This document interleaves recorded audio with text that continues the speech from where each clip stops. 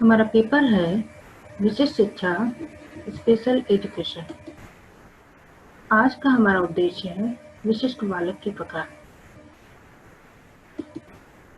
आज हम भावनात्मक रूप से बाधित बालक और स्वास्थ्य बाधित बालक के बारे में पढ़ेंगे।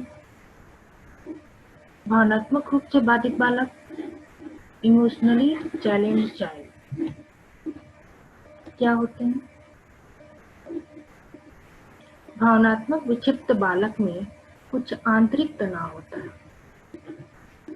जो बालक के मन में घुटन, भय, चिंता, व्यग्रता, व्याकुलता आदि पैदा करता है, जिसके कारण बालक का व्यवहार उत्तेजित रहता है। ऐसे बालक की प्रवृत्ति तथा व्यवहार में सामान्यतया उत्तेजना दिखाई पड़ती है। अमेरिका के मनोवैज्ञानिकों ने परिभाषा इस प्रकार दी है: संवेगात्मक विक्षिप्त बालक मनोवैज्ञानिक विक्षिप्तताओं की एक प्रकार है जो बिना किसी शारीरिक बाधित तथा क्षति के कारण होती है। शारीरिक तथा मानसिक रूप से ये बालक सामान्य होते हैं। इनका संवेगात्मक रूप सामान्य होता है। शारीरिक तथा मानसिक रूप से ये सामान्य दिखते तो हैं, लेकिन संवेगात्मक रूप से क्या होते हैं? पीछे होते हैं। भावनात्मक विक्षिप्त में आंतरिक तनाव होता है। एक भावनात्मक विक्षिप्त बालक असामान्य व्यवहार के द्वारा अपनी उत्सुकता को दूर करने की कोशिश करता है, या वह अपने आप को संसार की तरंगों या कल्पनाओं से दूर कर लेता है। ऐसे बालकों को प्रेम, सुरक्षा, प्रसन्नता, सहयोग, पहचान, उपस्थिति आदि की स्कूल, घर तथा समाज में आवश्यकता होती है।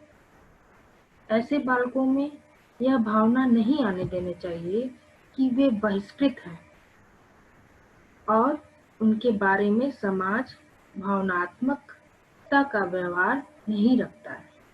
तो ऐसे बालक जो हैं, उनके सामने बहुत सारी स्थिति आती है। दिखते तो सामान्य हैं, लेकिन भावनात्मक रूप से विक्षिप्त होते हैं। आगे देखते हैं।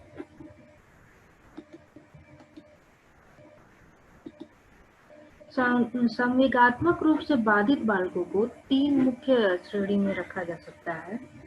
पहला है व्यक्तित्व विक्षिप्त बालक, पर्सनालिटी डिसऑर्डर्ड चाइल्ड। दूसरा है व्यवहार विक्षिप्त बालक, बिहेवियर डिसऑर्डर्ड चाइल्ड। उत्पीड़ित बालक, विक्टिमाइज्ड चाइल्ड। तो पर्सनालिटी डिसऑर्डर चाइल्ड कैसे होते हैं? ये बालक ऐसे होते हैं जैसे ये बालक कार्य व घटनाओं में इस प्रकार से उलझे रहते हैं कि इन्हें विक्षिप्तता के कारण अभिभावक व संगी साथी समय नहीं दे पाते, और इस कारण ये अपने आप को असहाय, आशाविहीन, अकेला व तनाव में महसूस करते हैं और सामाजिक रूप से समायोजित नहीं हो पाते हैं। बिहेवियर डिसऑर्डर चाइल्ड कैसे होते हैं? ऐसे बालक देखा जाता है विद्यालय से भयभीत रहते हैं, असंगत बालक होते हैं। असंगत बोले तो इनकॉन्सेक्सुअल चाइल्ड होते हैं, जिनका अपने आवेगों पर कोई नियंत्रण नहीं रहता है, जो बिना विचारे, बिना परिणाम सोचे आवेगानुसार कार्य करते हैं। और इसके अंतर्गत आदर्श बालक भी आते हैं, आइडियल चाइल्ड। कहने के लिए तो आदर्श होते हैं, लेकिन उनके अंदर क्या गुण होते हैं? ऐसे आदर्श बालक जो दिखने में तो आदर्श दिखते हैं, लेकिन आंतरिक रूप से अवसादग्रस्त रहते हैं।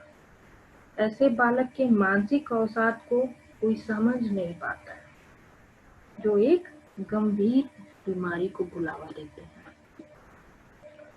क्रियात्मक बालक भी इसके अंतर्गत आते हैं।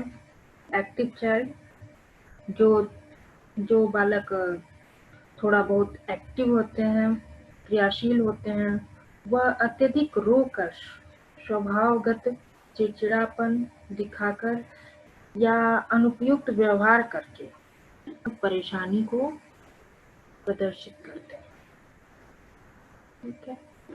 और दूसरा है विक्टिमाइज्ड चाइल्ड। इसके अंतर्गत प्रहारित बालक, बैटर्ड चाइल्ड आते हैं। बैटर्ड चाइल्ड आते हैं ऐसे बालक जो माता पिता द्वारा शारीरिक और मनोवैज्ञानिक रूप से उत्पीड़ित होते हैं। जैसे माता पिता क्या अपनी कुंठा को, अपनी भावनाओं को उन पर थोपते हैं। कुंठाग्रस्त तथा भावना ग्रंथि से पीड़ित माता पिता अपनी अयोग्यता को बालकों को मार पीट कर भूलने का प्रयास करते हैं। मतलब अपनी प्रॉब्लम को बालकों पर थोपते हैं और उन पर प्रहार करके, उनको मार कर अपने मन को शांत करते हैं। तो ऐसे बैटर्ड चाइल्ड होते हैं। परिवार में अनुशासन स्थापित करने के लिए ऐसे माता पिता को कानूनतः अधिकार तो है कि वे अपने बच्चे को दंड दें, परंतु दंड की एक मानवीय सीमा होती है। उस सीमा से अधिक मारना पीटना या मनोवैज्ञानिक रूप से पीड़ा देना सर्वथा अनुचित होता है। लेकिन बैटर्ड चाइल्ड के पेरेंट क्या करते हैं? ऐसा ही करते हैं। विक्टिमाइज्ड चाइल्ड के अंतर्गत दूसरा है खंडित परिवार के बालक, ब्रोकन फैमिलीज चाइल्ड। खंडित परिवार जिसके माता पिता अलग हो जाते हैं। ऐसे बालक हमेशा दुखी रहते हैं जिसके माता पिता में तलाक हो जाता है या अलग हो जाते हैं, या किसी कारण माता या पिता में से किसी एक का अल्प समय में मृत्यु हो जाता है। तो ऐसे बालकों में प्रत्याहार, चिंता, अवसाद और भय की भावनाएं आ जाती है। ठीक है, आगे देखते हैं। विशिष्ट स्वास्थ्य संबंधी बाधित बालक, स्पेसिफिक हेल्थ डिसरप्टेड चाइल्ड। इसके अंतर्गत क्या होता है? इसके शारीरिक रूप से बाधित बालकों को विशिष्ट शिक्षा के साहित्य में कई प्रकार से प्रयुक्त किया जाता है। जैसे शारीरिक असमर्थी, अपंग, या आजकल दिव्यांग बोला जा रहा है, अस्थि बाधित, स्वास्थ्य बाधित, ये सभी किसके अंतर्गत आते हैं? शारीरिक रूप से बाधित बालकों के रूप में आते हैं। शारीरिक रूप से बाधित बालकों को विशिष्ट शिक्षा की दृष्टि से दो वर्गों में विभाजित किया जाता है। पहला है अस्थि बाधित बालक, ऑर्थोपेडिकली इम्पेयर्ड चाइल्ड। दूसरा है स्वास्थ्य बाधित बालक, हेल्थ इम्पेयर्ड चाइल्ड। अस्थि बाधित बालक के बारे में हम लोगों ने पहले भी पढ़ा था, और क्या होता है यह पहले भी हम जान चुके हैं। लेकिन यहाँ पे गंभीर रूप से जो अस्थि बाधित बालक हैं उनकी बात की जा रही है, जो क्या है, गंभीर रूप से बाधित हैं, जिनको अपना मूल कार्य करने के लिए विशेष परेशानी का सामना करना पड़ता है। स्वास्थ्य बाधित बालक शारीरिक रूप से जो कमजोर होते हैं, शारीरिक तथा मानसिक कार्यों से इन्हें थकान अधिक होती है। इनके लिए हर समय माता पिता की अपनी एक भूमिका होती है जो उन्हें क्या करते हैं? हमेशा सहयोग करते रहते हैं। समाज कल्याण मंत्रालय द्वारा शारीरिक रूप से बाधित बालकों के लिए यह परिभाषा दी गई है। शारीरिक रूप बाधित बालक उन्हें कहते हैं जिनकी शारीरिक अथवा स्वास्थ्य समस्याओं के कारण सामान्य बालकों तथा समाज से अंतःक्रिया नहीं हो पाती और इन्हें विशिष्ट सेवाओं तथा कार्यक्रमों की आवश्यकता होती है। इस प्रकार के बालकों में विषमता अधिक होती है। इनमें अनेकों प्रकार की असमर्थताएं होती हैं। साधारणतः इनकी समस्याएं रोग होते हैं। तो शारीरिक रूप से बाधित बालक के बारे में कहा गया है कि ये क्या होते हैं। शारीरिक और स्वास्थ्य समस्याएं सामान्य बालकों तथा समाज में ये क्या कर पाते हैं, अंतःक्रिया इनकी नहीं हो पाती है। इन्हें विशिष्ट सेवाओं तथा कार्यक्रमों की आवश्यकता होती है। तो ऐसे बालकों के लिए भी विशिष्ट शिक्षा की आवश्यकता होती है। ऐसे बालकों के लिए क्या सुविधाएं दी जाए, यह हम विशिष्ट शिक्षा के अंतर्गत जानते हैं। स्वास्थ्य बाधित बालक को मुख्यतः 2 वर्गों में विभाजित किया जा सकता है। पहला है सामान्य स्वास्थ्य समस्याएं, माइल्ड हेल्थ प्रॉब्लम्स। दूसरा है गंभीर स्वास्थ्य समस्याएं, सेवर हेल्थ प्रॉब्लम्स। सामान्य स्वास्थ्य समस्याओं वाले बालक शिक्षा ग्रहण करने योग्य होते हैं और इनकी स्वास्थ्य की समस्याएं अधिगम प्रक्रिया में बाधक नहीं होती हैं, परंतु आवश्यक सुविधाएं व सावधानी रखने की आवश्यकता होती है। इनकी डॉक्टरी परीक्षण समय समय पर होता रहना चाहिए।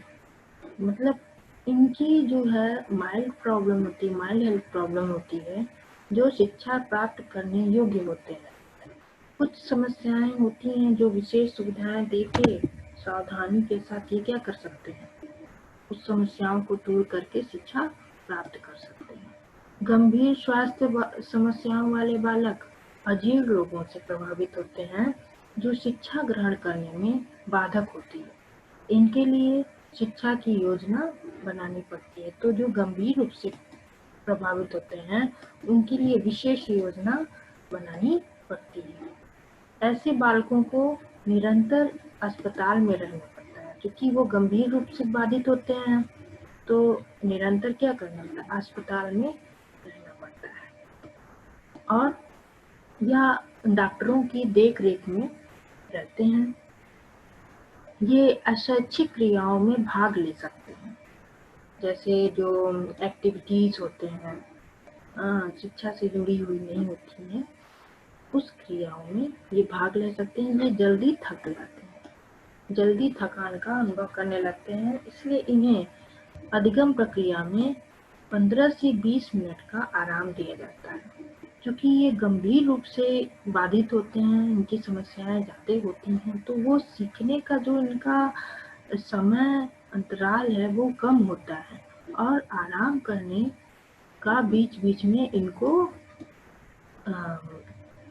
दिया जाता है। ये बीच बीच में आराम कर लेते हैं 15-20 मिनट तक। स्वास्थ्य बाधित बालकों का वर्गीकरण का आधार मुख्य रूप से उनकी अजीर्ण रोगों जो होते हैं। जैसे अजीर्ण रोग में कौन कौन से, मिर्गी रोग से ग्रसित, एपिलेप्टिक, मधुमेह रोग से ग्रसित, डायबिटिक प्रॉब्लम्स हों, दमा या श्वास रोग से ग्रसित, एस्थमेटिक, गठिया या जोड़ रोग से ग्रसित, रूमेटाइड आर्थराइटिस, खून की कमी से ग्रसित हो, सुप्रीम काउंट एनीमिया। तो ये जो होते हैं ऐसे स्वास्थ्य बाधित बालक जो अब इनकी जो रोग है, जो अजीर्ण रोग है, उन्हीं आधार पर इनको वर्गीकृत किया जा रहा है। ठीक है। और यहाँ हम लोग क्या देखें, भावनात्मक रूप से विक्षिप्त बालक, उसको आप संवेगात्मक रूप से विक्षिप्त बालक कर सकते हैं, और स्वास्थ्य बाधित बालक। ठीक है, आज की क्लास यहीं रहने देते हैं। Thank you.